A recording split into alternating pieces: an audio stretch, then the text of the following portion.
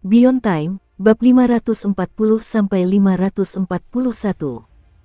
Untuk melihat video selengkapnya, sahabat bisa kunjungi playlist yang telah Sabta Novel sediakan. Yuk mari, kita berimajinasi bersama dan masuk ke alur ceritanya.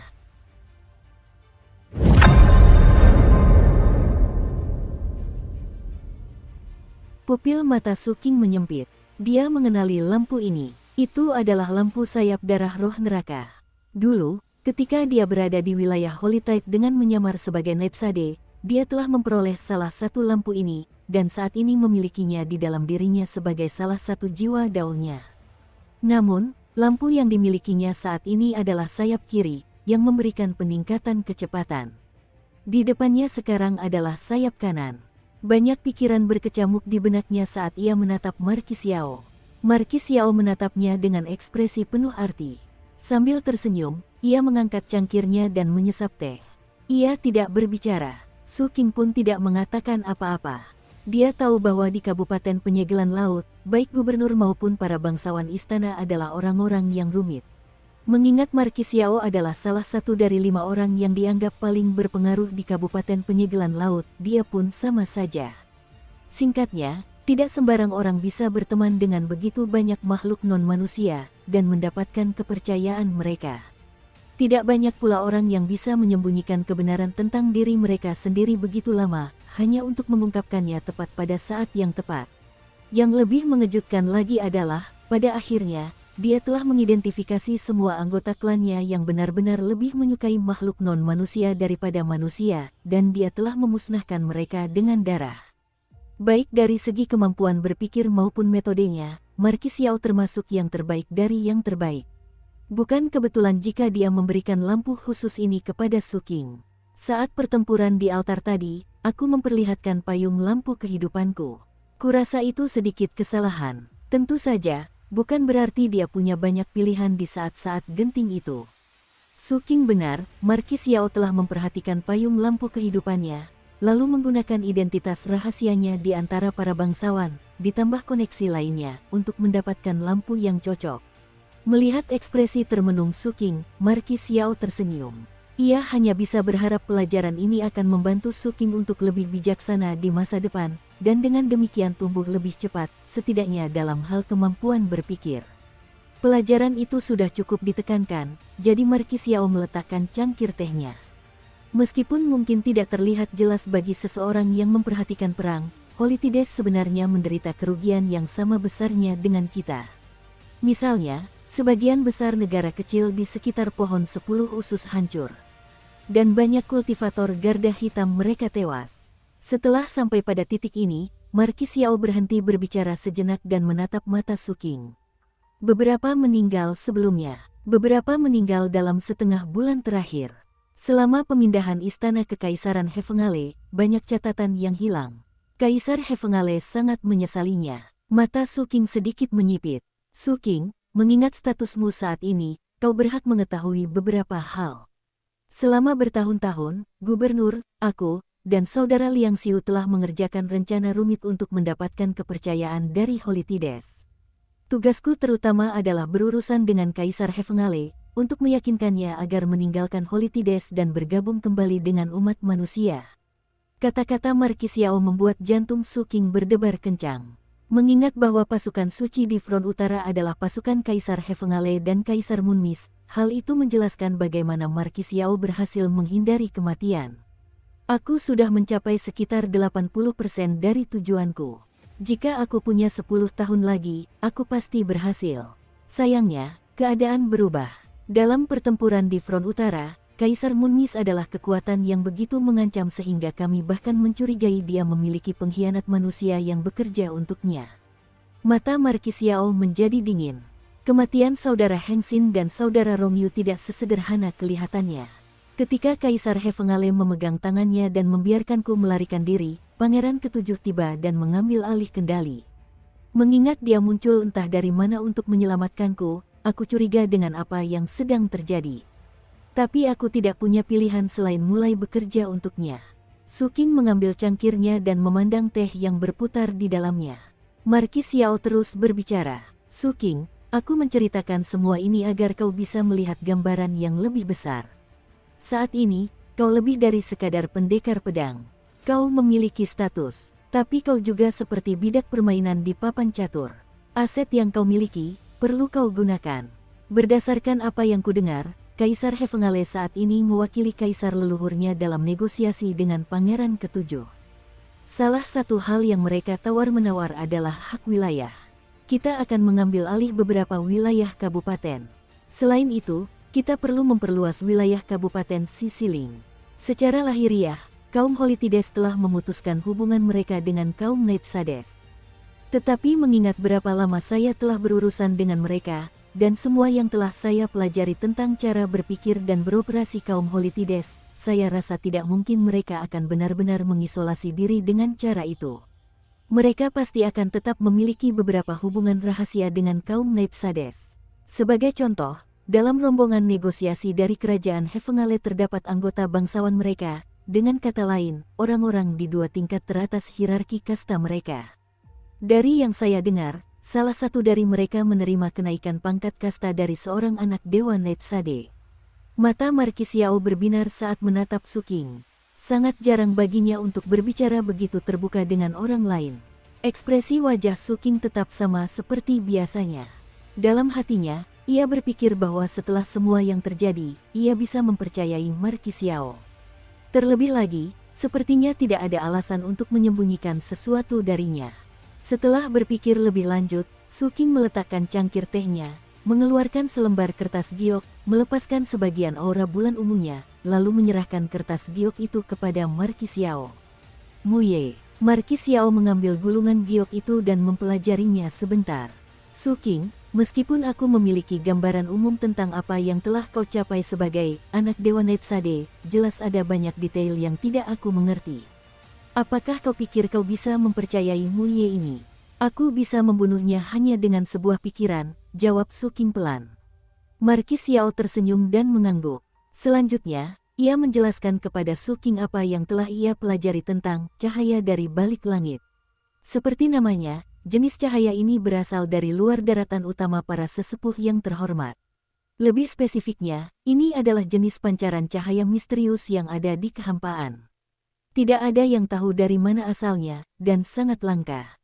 Sangat jarang mereka mencapai para sesepuh yang terhormat, dan sangat sulit untuk menangkap dan melestarikannya. Setidaknya, itulah situasinya sebelum wajah dewa yang rusak itu tiba.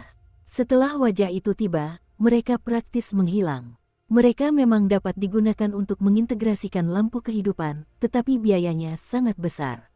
Anda harus mengorbankan sebagian kekuatan hidup Anda sendiri. Su King menghela napas dalam hati. Sepertinya mendapatkan cahaya dari atas langit akan sesulit mengambil jarum dari laut. Bahkan, tampaknya hampir mustahil. Setelah mengobrol sedikit lebih lama, Su King mengucapkan selamat tinggal kepada Markis Yao. Saat ia meninggalkan rumah Yao, hari sudah malam. Begitu berada di tempat terbuka, dia mendengar suara Linger. Kakak Su King, kau harus berhati-hati dengan kedua kultivator wanita itu. Ada sesuatu yang sangat aneh tentang cara mereka memandangmu. Terutama yang menumpahkan teh. Ada sesuatu yang mencurigakan tentang dia. Kau benar-benar harus berhati-hati, kakak Su King. Aku khawatir mereka mungkin mencoba menyakitimu. Linger tampak sangat tulus. Sebagai tanggapan, Su King memikirkan kembali situasi secara keseluruhan. Mempertimbangkan apa yang terjadi dengan Zhang Xiyun, tampaknya sangat mungkin Yao Yunhui sedang bersekongkol melawannya. Dia mengangguk. Sebaliknya, dia tidak yakin apa yang harus dipikirkan tentang Yao Feihe. Namun, dia memutuskan untuk mengawasi situasi tersebut. Linger sangat senang karena Su King tampaknya setuju dengannya. Dia merasa sangat berguna karena bisa membantunya mengawasi bahaya. Karena itu, dia terbang keluar dari lengan baju Su King dan melingkar di bahunya di dekat telinganya. Kakak Su King, bisiknya, aku sebenarnya bisa sangat berguna. Begitu aku bisa kembali ke wujud manusia, yang akan segera terjadi, aku bahkan bisa mengerjakan pekerjaan rumah. Oh, ya, aku juga bisa menyanyi. Kau tahu, aku sangat cepat belajar, dan beberapa teman roh kayu mengajariku. Aku cukup bagus, bolehkah aku menyanyikan sebuah lagu untukmu? Ling'er tampak sangat bahagia sehingga Su Qing tak kuasa menahan senyum dan mengangguk. Ling'er mulai bernyanyi dengan suara selembut hujan gerimis, yang sampai ke hati Su Qing. Cahaya bulan menyebar, sinar matahari pada pagar teralis, samar. Hujan turun, ringan dan rintik-rintik. Patah hati datang dan pergi, tetapi tidak pernah berkurang. Jangan katakan kau akan bergabung denganku di kehidupanmu selanjutnya, katakan saja kita ditakdirkan untuk bertemu lagi seperti sebelumnya. Aku tak punya penyesalan dalam hidup ini, aku hanya berharap bunga akan terus mekar untukmu selamanya. Di kehidupan selanjutnya, aku akan menoleh ke belakang, tersenyum, dan menunggu jutaan tahun untuk penampilan tambahan yang telah ditakdirkan. Suara Ling'er yang muda dan lembut seolah mengalir langsung ke hati Su Qing. Saat matahari perlahan tenggelam ke cakrawala, ia berjalan di jalanan ibu kota, menyembunyikan auranya dan merahasiakan jejak kehadirannya. Ia melewati orang-orang, melewati hiruk-pikuk, dan ia merasa tenang. Saat angin berhembus melewatinya, ia mendengarkan lagu, dan rambutnya tertiup mengikuti liriknya. Ketika cahaya merah matahari terbenam tiba, ular putih kecil itu hampir tampak seperti seorang wanita muda, wajahnya memerah saat ia bernyanyi dengan lembut. Agak jauh di kediaman wakil gubernur, Tuan Ketujuh berdiri di sebuah bangunan memandang ke bawah ke jalan. Tatapannya tertuju pada Su Qing, dan dia tersenyum. Markis Yao tiba-tiba muncul dan bergabung dengannya. Mereka berdiri bersama. Guru Ketujuh menghela napas. Betapa indahnya menjadi muda. Markis Yao tertawa pelan. Aku sendiri tidak bisa mengungkapkannya lebih baik lagi. Betapa menyenangkannya menjadi muda. Tepat sekali. Master Ketujuh menatap Markis. Sekarang, mengingat muridku telah menyelamatkan klanmu dan membersihkan namamu, kau harus mengawasinya dengan cermat dan menjaganya tetap aman. Jika tidak, jika hatimu menjadi dingin, maka tidak akan ada seorang pun yang berani menyatakan keberatan atas apa yang terjadi. Kau masih tidak mempercayaiku, kan? Tanya Markis Yao pelan. Tatapan penuh makna muncul di mata Guru Ketujuh. Ada sesuatu yang terlintas di benakku baru-baru ini. Ketika semua kejadian kemarin, jika aku tidak mengatakan apa-apa, apakah kau akan ikut campur? Markis Yao memandang Su Qing di kejauhan, dan sejenak berpikir serius tentang pertanyaan itu. Dia bahkan membayangkan situasi yang terjadi setengah bulan yang lalu. Mungkin aku akan melakukannya. Agak jauh di kediaman wakil gubernur, Tuan Ketujuh berdiri di sebuah bangunan memandang ke bawah ke jalan. Tatapannya tertuju pada Su Qing, dan dia tersenyum. Markis Yao tiba-tiba muncul dan bergabung dengannya. Mereka berdiri bersama. Guru Ketujuh menghela napas. Betapa indahnya menjadi muda. Markis Yao tertawa pelan. Aku sendiri tidak bisa mengungkapkannya lebih baik lagi. Betapa menyenangkannya menjadi muda. Tepat sekali. Master Ketujuh menatap Markis. Sekarang, mengingat muridku telah menyelamatkan klanmu dan membersihkan namamu, kau harus mengawasinya dengan cermat dan menjaganya tetap aman. Jika tidak, jika hatimu menjadi dingin, maka tidak akan ada seorang pun yang berani menyatakan keberatan atas apa yang terjadi. Kau masih tidak mempercayaiku, kan? Tanya Markis Yao pelan. Tatapan penuh makna muncul di mata Guru Ketujuh. Ada sesuatu yang terlintas di benakku baru-baru ini. Ketika semua kejadian kemarin, jika aku tidak mengatakan apa-apa, apakah kau akan ikut campur? Markis Yao memandang Su Qing di kejauhan, dan sejenak berpikir serius tentang pertanyaan itu. Dia bahkan membayangkan situasi yang terjadi setengah bulan yang lalu. Mungkin aku akan melakukannya. Guru Ketujuh tidak menjawab untuk beberapa saat. Setelah memandang matahari terbenam sejenak, dia berkata, bagaimana hasil diskusi dengannya? Dia memberi saya sebuah nama. Saya akan meminta orang-orang saya untuk menghubungi orang ini, dan kita bisa menggunakannya untuk mengendalikan Pangeran Ketujuh. 3 prefektur yang kita hilangkan belum dikembalikan. Kabupaten Penyegelan Laut tidak cukup kuat untuk menjadi ancaman bagi siapapun saat ini. Markis Yao menoleh ke arah Tuan Ketujuh. Apakah ada kemajuan dengan mayat boneka saudara Heng Xin dan saudara Rong Yu? Master Seven menggelengkan kepalanya. Mereka adalah generasi penerus dari tubuh dewa eksperimental. Aku bahkan belum bisa menghidupkannya kembali. Tapi aku punya beberapa ide. Aku akan segera kembali ke Seven Blood Eyes untuk mengambil bahan penelitianku yang lain. Bahkan, aku berencana memindahkan Seven Blood Eyes ke sini, ke ibu kota kabupaten. Marquis Xiao mengangguk. Dia tidak keberatan dengan pemindahan Seven Blood Eyes ke ibu kota. Tanpa bertanya lebih lanjut, dia berbalik dan pergi.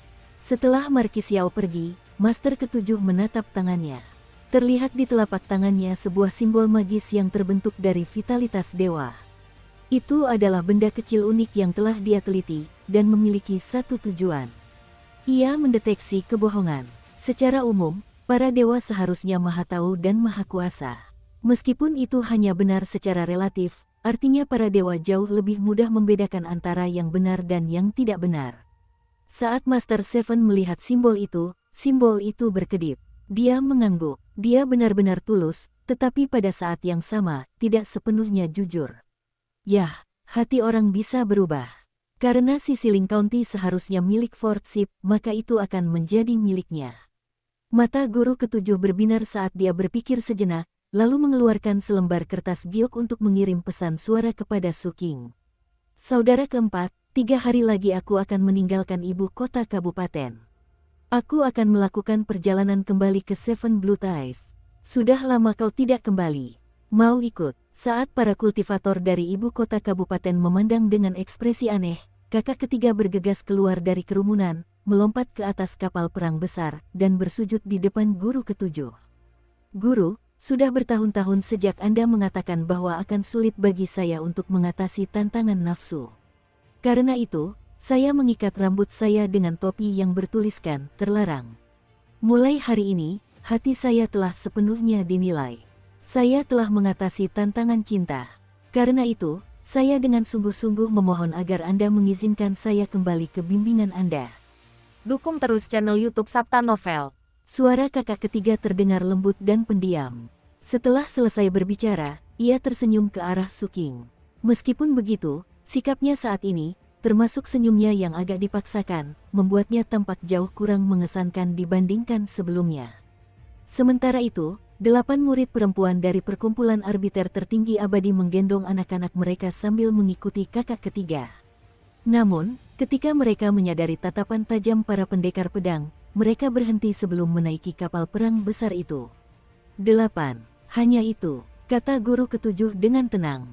Ketika kau memiliki 99, barulah kau siap untuk kembali kepadaku. Master Seven mengibaskan lengan bajunya, membuat kakak tertua ketiga terjatuh dari kapal perang besar itu. Berhenti di udara, kakak ketiga menghela napas dan, di hadapan semua orang, sekali lagi bersujud ke arah kapal perang besar itu.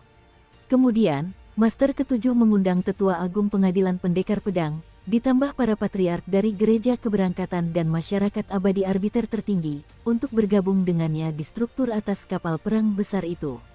Di sana, mereka memberitahu Master ketujuh tentang berbagai laporan intelijen dari sekte mereka. Tetua Agung Pengadilan Pendekar Pedang juga memberikan informasi terbaru tentang pekerjaan pemulihan yang sedang berlangsung di prefektur penerima Kaisar. Su King berdiri di sana, sesekali melirik kakak ketiga di kejauhan.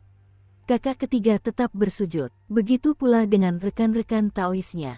Kedua patriark sekte yang sedang memberikan laporan kepada guru ketujuh sesekali melirik Su King dari sudut mata mereka. Keduanya menyadari status Su King di Kabupaten Penyegelan Laut. Yang Mulia Letnan Gubernur, hingga saat ini, pemulihan dan pembangunan kembali di prefektur penerima Kaisar telah selesai sekitar 70%. Semuanya seharusnya selesai dalam waktu setengah bulan. Selain itu, perintah yang Anda berikan mengenai separuh tubuh dewa eksperimental yang tersisa telah dilaksanakan. Tetua Agung dari Istana Pendekar Pedang menyatukan kedua tangannya dan membungkuk, lalu menatap Su King dan tersenyum. Su King menoleh ke belakang dengan penuh hormat. Dia selalu merasa sangat mengagumi sesepuh agung ini.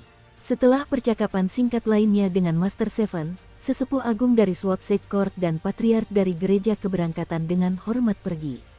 Patriark dari Perkumpulan Dewa Tertinggi, yang merupakan adik dari Taois Sima, ragu sejenak. Kemudian dia melirik kakaknya. Taois Sima membalas tatapannya tanpa perubahan ekspresi wajah. Akhirnya, Patriark Perkumpulan Dewa Tertinggi tersenyum kecut dan berjabat tangan dengan guru ketujuh. Yang Mulia Letnan Gubernur, mengenai Yang Mulia ketiga, dia. Itu urusanmu, kata Master Seven dengan tenang. Aku tahu aku pernah berselisih dengan perkumpulan arbiter tertinggi abadimu di masa lalu, tetapi kau tidak pernah memberitahuku bahwa dia melakukan kesalahan sebegitu seriusnya. Wajar jika kau menghukumnya. Meskipun sekarang saya menjabat sebagai wakil gubernur, saya tidak bisa melakukan praktik pilih kasih dan nepotisme. Saya juga tidak bisa menggunakan posisi saya untuk menekan orang lain. Karena kakak ketiga saya telah melakukan kesalahan besar, saya rasa menghukumnya dengan 8 mitra Taois saja tidak cukup. Berikan hukuman 99.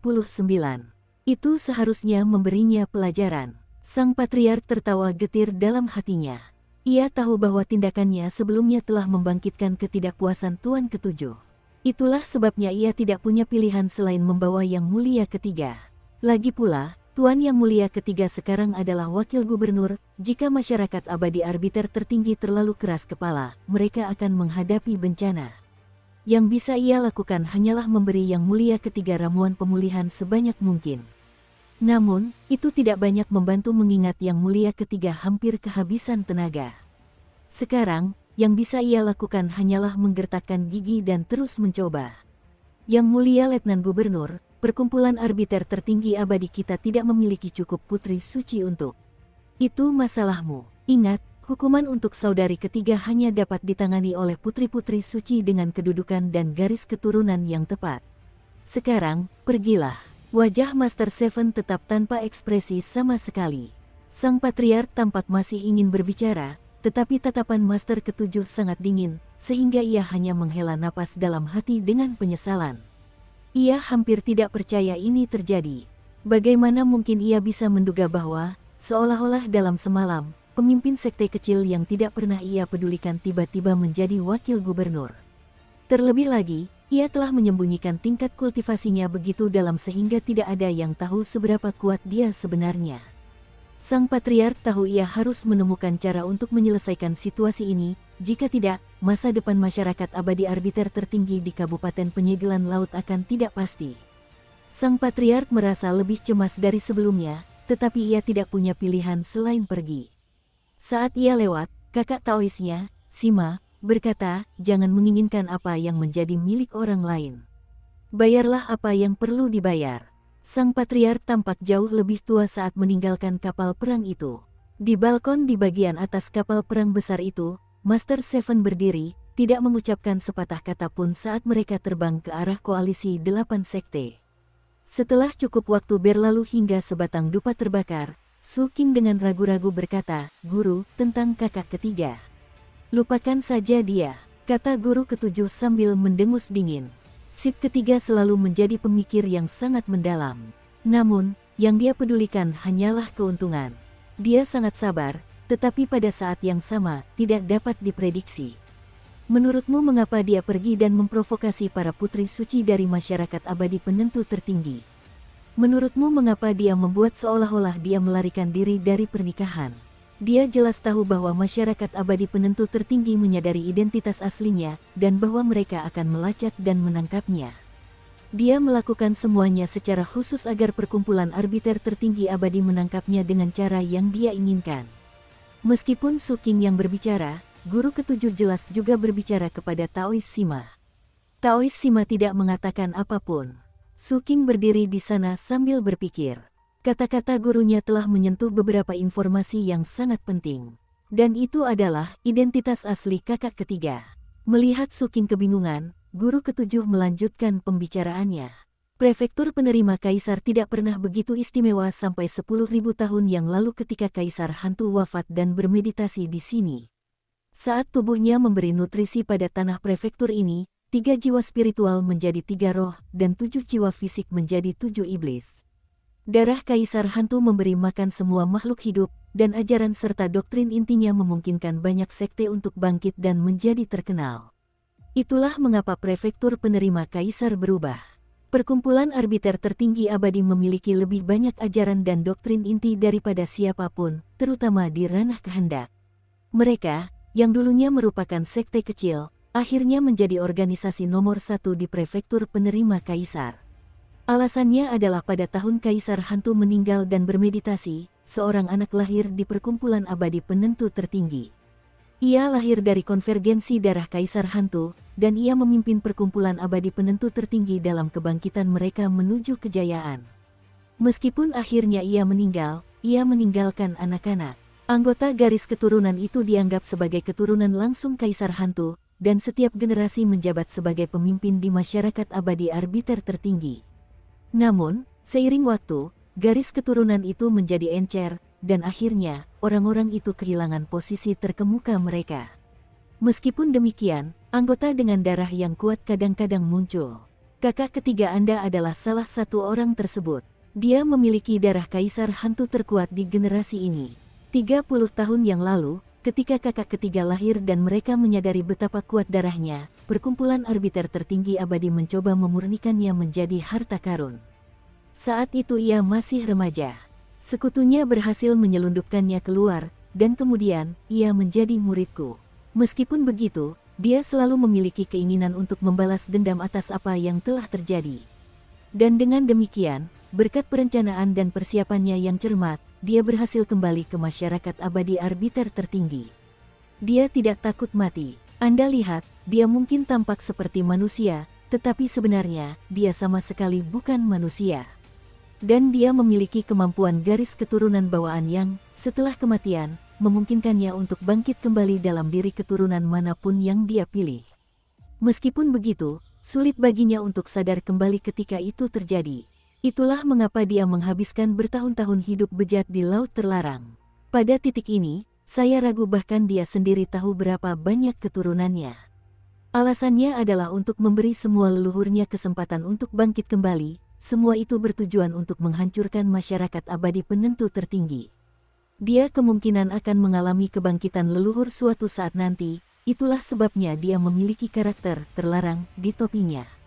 Meskipun begitu, tingkat kultivasi saya memiliki batasnya, jadi saya tidak yakin apakah topi yang saya buat akan berfungsi selamanya. Bagaimanapun, perkumpulan arbiter tertinggi abadi mengetahui semua ini. Mungkin, alasan mereka menahannya di bawah tahanan rumah dan terus-menerus mengirimkan mitra Taois kepadanya adalah karena mereka memiliki cara lain untuk memurnikan garis keturunan itu. Namun pada akhirnya, itu tetaplah pengkhianatan. Jika dia bukan muridku, aku tidak akan repot-repot ikut campur. Tapi dia adalah muridku, jadi situasinya berbeda. Jika perkumpulan abadi penentu tertinggi ingin menyelesaikan masalah ini, mereka harus mencari cara sendiri. Yang bisa kukatakan hanyalah bahwa ketika seorang murid bersujud kepadaku, mereka mendapatkan perlindunganku. Dan jika ada yang berani menyakiti muridku, aku akan memusnahkan seluruh sekte atau klan mereka. Su Qing tentu saja terguncang oleh semua informasi ini. Kakak ketiga memiliki kemampuan bawaan yang sangat mirip dengan teknik parasitisasi Gruglum. Hanya saja, kemampuan itu bahkan lebih jahat. Taois Sima sama sekali tidak tampak terkejut dengan apa yang didengarnya. Sebagai mantan patriark dari masyarakat abadi penentu tertinggi, dia sudah lama mengetahui detail-detail tersebut. Setelah berpikir sejenak, dia menyatukan kedua tangannya. Letnan Gubernur, adik junior saya yang bersalah dalam semua ini. Saya akan memastikan dia memberikan kompensasi yang memuaskan. Guru ketujuh tidak menanggapi. Su Qing juga tetap diam. Ini adalah masalah yang melampaui wewenangnya, dan tidak perlu baginya untuk memberikan masukan. Keesokan harinya, kapal perang itu melewati pegunungan keselamatan penentu tertinggi, lalu mengikuti sungai kedalaman abadi hingga koalisi 8 sekte muncul. Lonceng dibunyikan 21 kali, yang merupakan tingkat kehormatan tertinggi, dan menandakan upeti terbesar yang dapat diberikan oleh koalisi 8 sekte. Saat lonceng berbunyi, Presiden dan para patriark dari koalisi 8 sekte keluar untuk menyambut para tamu. Sir Bloodsmelter dan Plumdark termasuk di antara mereka. Sir Bloodsmelter tampak sangat senang, sementara ekspresi Plumdark lembut dan ramah. Para patriark lainnya juga bersikap serupa. Hanya patriark sekte pedang awan melayang yang tampak agak murung. Ekspresi presiden netral, dan dia tidak menunjukkan kebahagiaan atau kemarahan. Ketika dia melihat kapal perang besar itu, matanya berbinar dengan berbagai emosi. Namun, perasaan itu cepat menghilang saat dia membungkuk hormat kepada kapal perang besar itu. Semua orang membungkuk dalam-dalam. Kota metropolitan itu dihiasi dengan lampion dan spanduk berwarna-warni. Murid-murid yang hadir tampak sangat gembira, terutama mereka yang berasal dari 7 mata darah, yang tampak sangat bangga. Kami menyampaikan salam hormat, Wakil Gubernur, Sekretaris Jenderal Su. Saat koalisi itu bergema dengan ungkapan salam, Sir Bloodsmelter tertawa terbahak-bahak. Master ketujuh menepis pikiran tentang murid ketiganya. Sambil tersenyum, dia membawa Su King keluar dari kapal perang dan masuk ke koalisi 8 sekte. Su King terharu melihat begitu banyak wajah yang familiar. Terutama saat ia menatap Plumdark dan teringat kembali pada lampu dari buku terlarang oleh Sang Abadi. Plumdark menatapnya dengan senyum lembut yang selalu dimilikinya.